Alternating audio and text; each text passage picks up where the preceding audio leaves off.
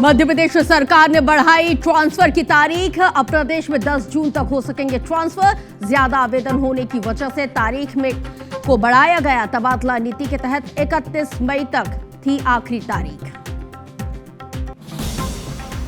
जबलपुर में शंकराचार्य सदानंद सरस्वती ने जातिगत जनगणना पर उठाए सवाल। कहा, सबको समान बताने वाली सरकार क्यों करवा रही है जातिगत जनगणना। अंगूर और करेले को मिला देने से कोई स्वाद नहीं रह जाता।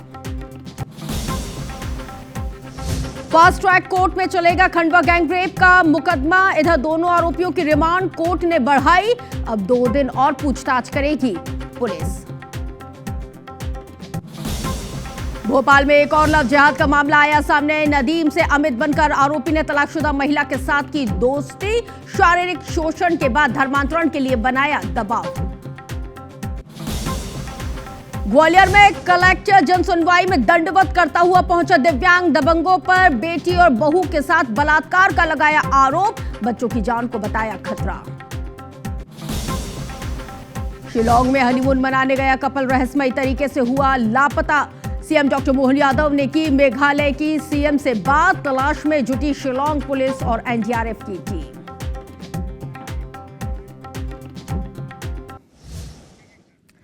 शाम के 7 बज चुके हैं और वक्त हो चला है देश के दिल मध्य प्रदेश की संपूर्ण खबरों को विस्तार के साथ जानने का। मध्य प्रदेश में आज क्या हुआ। नमस्कार, आपके साथ मैं हूं रश्क गौरी।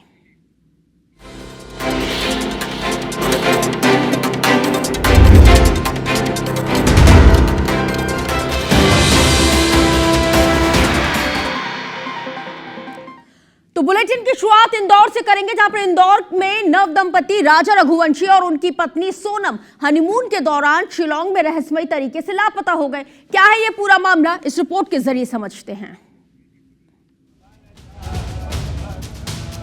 7 फेरे लेते हुए जिनको आप इस वक्त देख रहे हैं, यह है इंदौर के राजा रघुवंशी और उनकी पत्नी सोनम। 11 मई को दोनों की शादी हुई थी और इसके ठीक बाद वो हनीमून के लिए रवाना हुए। अब ये कपल चर्चा में है, आखिर क्यों? चलिए अब आपको बताते हैं। 11 मई को राजा रघुवंशी और सोनम की हुई थी शादी। 20 मई को हनीमून के लिए रवाना हुए। इंदौर से गुवाहाटी पहुंचे, मां कामाख्या के दर्शन किए। 23 मई को मेघालय के शिलांग रवाना हुए। 24 मई से दोनों के मोबाइल बंद। दोनों पति पत्नी अचानक गायब हो गए। दोनों की कोई खबर नहीं है, जिसके बाद इंदौर पुलिस कमिश्नर संतोष सिंह ने शिलांग के पुलिस अधिकारियों से फोन पर चर्चा की। अब शिलांग पुलिस और एनडीआरएफ की टीम ओसरा हिल में दंपत्ति की तलाश कर रही है। राजा के भाई विपिन और साला गोविंद भी शिलांग में मौजूद हैं। वहीं मंत्री तुलसीराम सिलावट ने भी परिवार से फोन पर चर्चा की। मध्य प्रदेश से शिलांग घूमने गए मध्य प्रदेश का एक बेटा और एक बेटी गायब है और परिवार मुख्यमंत्री से गुहार लगा रहा है कि जल्द से जल्द दोनों को खोज करके वापस घर लाया जाए। इंदौर के कारोबारी हैं राजा रघुवंशी और उन्हीं के घर पर हम मौजूद हैं जब ये परिवार के साथ जो है शिलांग गए थे। 11 मई को राजा की शादी हुई थी और उसके बाद ये शिलांग गए थे और वहाँ पर जब घूम रहे थे वहाँ से ये 23 मई से लापता बताए जा रहे हैं। और उसके बाद अब परिजनों ने मध्य प्रदेश के सीएम डॉक्टर मोहन यादव से गुहार लगाई है। साथ राजा के भाई मौजूद हैं। क्या घटनाक्रम हुआ था और आप लोगों को अभी क्या जानकारी मिली है? अभी जानकारी ये है कि वहाँ की जो पुलिस है वो सर्चिंग अभियान कर रही है और मेरे बड़े भाई हैं विपिन रघुवंशी जी और सोनम के भाई हैं गोविंद रघुवंशी जी। ये जब वहाँ पहुँचे शिलांग तो वहाँ की पुलिस पर रिस्पॉन्स नहीं कर रही थी बराबर। अब जाके कोई रिस्पॉन्स हुआ है बराबर, जैसे कि मीडिया में आया है, दैनिक भास्कर प्रेस में आया है, तो उन लोग पर थोड़ा सा प्रेशर बना है। अब मैं ये चाहता हूँ इलेक्ट्रॉनिक मीडिया से भी, मध्य प्रदेश सरकार से भी, कि वो इस विषय को गंभीरता से ले। 23 तारीख को बात हुई थी मेरी माताजी की आखिरी बार बहू रानी और मेरे भाई राजा से, कि उन्होंने हालचाल पूछा, सब स्वस्थ थे, सकुशल थे वहाँ पर। उसके बाद नेटवर्क का इशू आ रहा था, तो 23 तारीख को दोपहर में बात हुई लास्ट 1:30 बजे। उसके बाद शाम में बात नहीं हुई, 24 को भी सुबह बात नहीं हुई। तो हम लोग थोड़ा चिंतित हुए कि मतलब ऐसा क्या है कि नेटवर्क नहीं मिल पा रहा है। तो हम लोगों ने वहाँ पर गूगल सर्च किया कि जो लोकल गाड़ियाँ अवेलेबल करवाते हैं एक्टिवा उस टाइप से, तो नंबर मिला हमें कुछ। उन लोगों ने, एक व्यक्ति ने वहाँ पर बताया कि ये लोग हमारे यहाँ सर एक्टिवा रेंट पर लेके। उम्मीद करता हूँ मोहन यादव जी से कि वो वहाँ की सरकार से चर्चा करे, 1-to-1 चर्चा करे और कोई ठोस कदम उठाए, जिससे कि ये दोनों मेरा भाई और बहू रानी सकुशल वापस लौट आए। शादी के बाद कपल के अचानक गायब होने से परिवार के लोग चिंता में हैं। पुलिस भी तलाश कर रही है। अब देखना होगा कि आखिर कब तक दोनों का पता लग पाता है। IBC 24 के लिए अंशुल मुकाती की रिपोर्ट। तो देखिए, मध्य प्रदेश में लव जिहाद के मामले लगातार बढ़ते ही जा रहे हैं। अब भोपाल के कमला नगर इलाके में तलाकशुदा महिला के साथ लव जिहाद का मामला सामने आया है और पुलिस ने कमला नगर थाने में आरोपी नदीम खान के खिलाफ धार्मिक स्वतंत्रता अधिनियम रेप जान से मारने की धमकी दिए जाने के तहत केस को दर्ज किया है। आरोपी फरार है। नदीम खान ने पीड़िता से अमित बनकर मुलाकात की, मदद के बहाने नजदीकियों को बढ़ाया और शादी का भरोसा दिलाकर बलात्कार की रेप को अंजाम दिया है। आपको बताते चले कि आरोपी शादी के नाम पर धर्मांतरण का दबाव बना रहा था और आपत्तिजनक वीडियो फोटो वायरल किए जाने की लगातार धमकी दे रहा था। आरोपी नदीम बोरिंग मशीन का संचालन करता है। तो वहीं लव जिहाद के मामले में अब सियासत भी पूरी तरह से अब शुरू हो गई है। नदीम नाम के आदमी ने पहले तो मुझसे अपने जाति धर्म छुपाया, मुझसे अमित बनकर मुझसे बात करी, शादी का बोल के उसने मेरे साथ हर बार संबंध बनाया। और अब जब मैं उससे शादी के लिए बोल रही हूँ तो कह रहा है कि नहीं, पहले तुम्हें बेटे को मुसलमान बनना पड़ेगा, तुम्हें भी बंदी मत लगाओ, मंदिर नहीं जाने देता है, दरगाह जाओगे। और मैं मना कर रही हूँ सब चीज़ों के लिए, तो मुझे मारने की धमकी दे रहा है, मेरे बेटे को भी मारने की धमकी दे रहा है। पिता उपस्थित आई एक आवेदन लेकर कि एक नदीम खान नाम का व्यक्ति है जो पिछले 3 वर्षों से लगातार उसको शादी का करने का बोलकर और झांसा देता रहा और उसके द्वारा कहा गया कि यदि तुम अपने पुत्र के साथ धर्म, मेरा मुसलमान धर्म स्वीकार कर लेती हो, परिवर्तित कर लेती हो अपना धर्म, तो मैं तुमसे शादी कर लूँगा। इसकी तलाश की जा रही है। तो देखिए, वही लव जिहाद के मामले में अब मध्य प्रदेश में सियासत एक बार फिर से शुरू हो गई है। भारतीय जनता पार्टी से विधायक हैं रामेश्वर शर्मा और भगवान दास सबनानी ने नाराजगी जाहिर की है और ऐसे आरोपियों को सबक सिखाने की बात भी कही है। मैं संपूर्ण हिंदू समाज से ये निवेदन करना चाहता हूं कि इन दुष्टों को, इन पापियों को, इन आतंकियों को, ये भी एक तरह से आतंकी हैं। बेटी से अगर ये शादी भी कर लेते हैं तो उसके 40-40 टुकड़े सूटकेस में बंद करते हैं। ये अपराधी हैं। इन अपराधियों को बख्शा न जाए। जैसे को तैसा सजा देने के लिए हिंदू समाज आगे आए और जिसमें जो भी आ रहे हैं इनको ठोका जाए, इनको जेल भेजा जाए। हम भी हिंदू बेटियों को जागरूक करते हैं कि इनके मोह जाल से फंसकर न फंसे और सुरक्षित रहें। और ऐसे जो भी दोषी उनके खिलाफ डॉक्टर मोहन यादव जी की सरकार कठोरता के साथ कार्रवाई कर रही है। अब धीरे धीरे मामले जो दबे रहते थे वो खुलकर सामने आ रहे हैं, चाहे भोपाल हो, चाहे इंदौर हो, चाहे उज्जैन हो, सब जगह। तो देखिए, खंडवा जिले के खालवा में महिला के साथ गैंगरेप और उसके बाद मर्डर का केस अब फास्ट ट्रैक कोर्ट में चलाया जाएगा। पुलिस ने आरोपियों को मौका वारदात पर ले जाकर जांच की है और इस पूरे मामले में दोनों आरोपियों को कोर्ट में पेश किया गया है, जहां से पूछताछ के लिए 2 दिन की रिमांड पर पुलिस को सौंप दिया गया है। आज कोर्ट ने दोनों की पुलिस रिमांड 2 दिन के लिए और बढ़ाने के लिए इनको कोर्ट में पेश किया था और कोर्ट ने भी आज इनकी 2 दिन की रिमांड को बढ़ा दिया। परिजनों के बयान के आधार पर दोनों आरोपियों के खिलाफ गैंगरेप, हत्या की धाराओं के तहत केस को दर्ज कर लिया गया है। तो वहीं एसपी ने बताया कि मृत महिला के घटनास्थल से जो आर्टिकल्स जब्त किए गए हैं उसे एफएसएल जांच के लिए भेज दिया गया है। केस को चिन्हित करते हुए अपराध की श्रेणी में रजिस्टर कर दिया गया है और फास्ट ट्रैक कोर्ट में जाकर दोषियों को जल्द से जल्द सजा दिलाई जाएगी। आपको बताते चले कि दोनों आरोपी महिला के परिचित थे और उसी गांव के ही रहने वाले थे जिन्होंने इस जघन्य अपराध को अंजाम दिया। विस्तृत पूछताछ करने के लिए और कुछ सीजर करने के लिए हम लोगों ने पुलिस रिमांड लिया है। इसका शीघ्र हम लोग फास्ट ट्रैक कोर्ट में ले जाके इसका लगातार ट्रायल मॉनिटर करें और इसको अतिशीघ्र इस पूरे प्रकरण में निराकरण करा के आरोपियों को सजा देना है। डॉक्टर मोहन यादव की अध्यक्षता में कैबिनेट की बैठक हुई है और कई महत्वपूर्ण प्रस्तावों पर चर्चा के बाद मोहर लगी है। मंत्री कैलाश विजयवर्गीय ने बताया है कि सरकार ने विभाग अध्यक्षों के वित्तीय अधिकार बढ़ा दिए हैं। इसके लिए वित्तीय अधिकारों के योजना की चर्चा के बाद उनको मंजूरी दी गई है। अब अधिकारी बजट का सही तरीके से इस्तेमाल कर सकेंगे। लोक माता अहिल्या देवी की 300वीं जयंती पर महिला सशक्तिकरण की दिशा में लगातार कार्यक्रम होंगे। 29 मई को सभी जिलों में महिला स्वास्थ्य शिविर का आयोजन किया जाएगा। 30 मई को ब्लॉक स्तर पर शिविर का आयोजन होगा। इस दौरान विशेषकर अगर ब्रेस्ट कैंसर की जांच की जाएगी। जिन महिलाओं को ब्रेस्ट कैंसर से संबंधित किसी तरह की परेशानी है उनके लिए ये खास व्यवस्था की जाएगी। कैलाश विजयवर्गीय ने आगे बताया कि बैठक में टाइपराइटर जैसे पुराने पद हटा दिए गए हैं और कंप्यूटर ऑपरेटर जैसे नए पदों का सृजन के लिए मंजूरी दे दी गई है। इससे सरकार के अंदर भी ईज ऑफ डूइंग का माहौल बनेगा। उन्होंने आगे बताया कि कोरोना को लेकर भी स्वास्थ्य विभाग को तैयारी किए जाने के निर्देश दिए गए हैं। आगे वो जानकारी देते हुए बताते हैं कि बैठक में सीएम डॉक्टर मोहन यादव ने हाल ही में दिल्ली में हुई नीति आयोग की बैठक में प्रधानमंत्री नरेंद्र मोदी के द्वारा दिए गए तमाम सुझावों की जानकारी दी है। इधर कर्नल सोफिया कुरैशी पर विवादित टिप्पणी किए जाने के बाद मंत्री विजय शाह लगातार दूसरी कैबिनेट की बैठक से गायब रहे। माननीय प्रधानमंत्री जी ने सभी राज्यों के मुख्यमंत्री जी से अपेक्षा की है कि 2 टियर और 3 टियर सिटी को भी मास्टर प्लान बनाकर उनको ठीक तरीके से नियोजन की कार्रवाई अभी से प्रारंभ करें। भविष्य में जैसे ही हमारी जनसंख्या बढ़े तो वहाँ पर भी लोग अच्छे नियोजित शहर में रह सकें।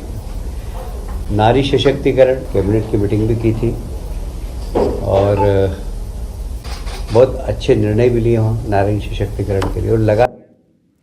इंदौर की तेजाजी नगर पुलिस ने कांग्रेस के प्रदेश अध्यक्ष जीतू पटवारी के भाई नाना पटवारी और भरत पटवारी के साथ ही शहर के जिला कांग्रेस अध्यक्ष पर केस दर्ज कर लिया है।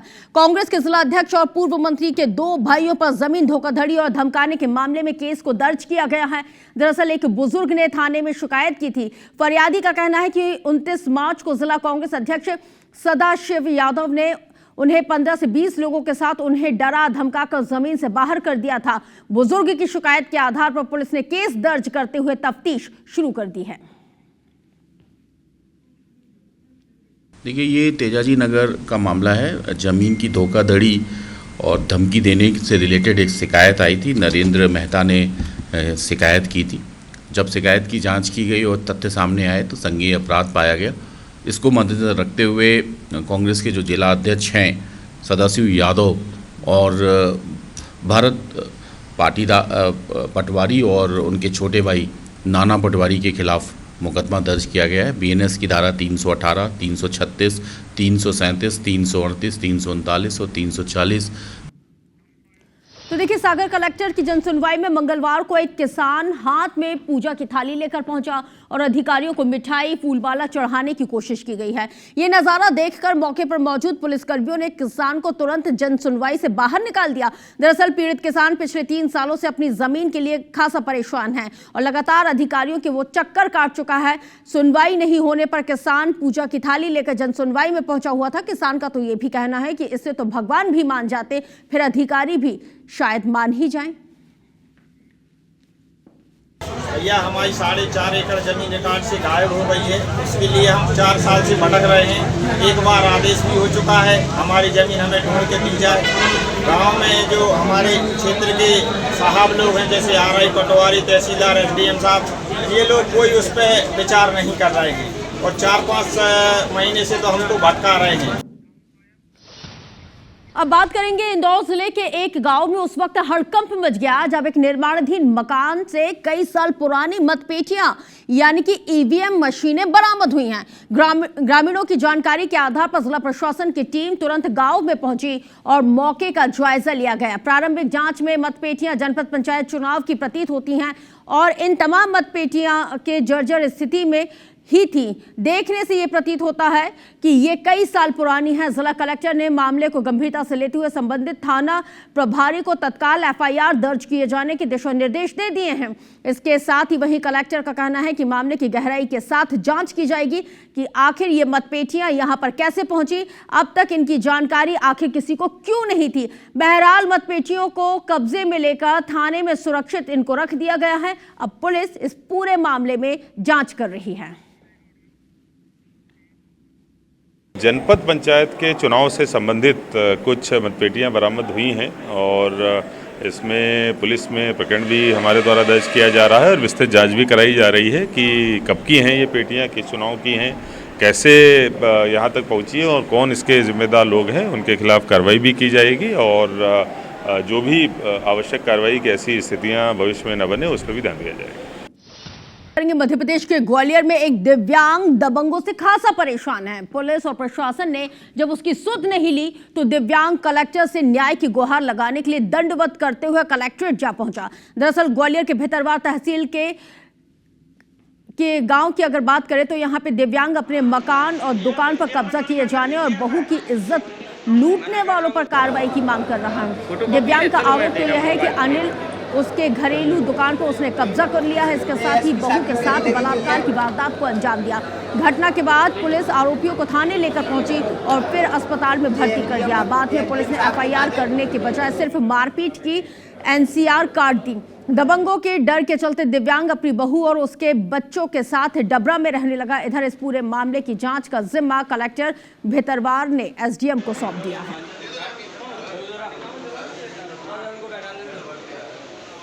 की सुनवाई नहीं भई। उसके बाद भितरवार थाने के जो एसडीओपी साहब है उनसे भी मिला, सबसे मिला। वो रेत का धंधा सेम उनके साथ में इनके साथ में करते हैं।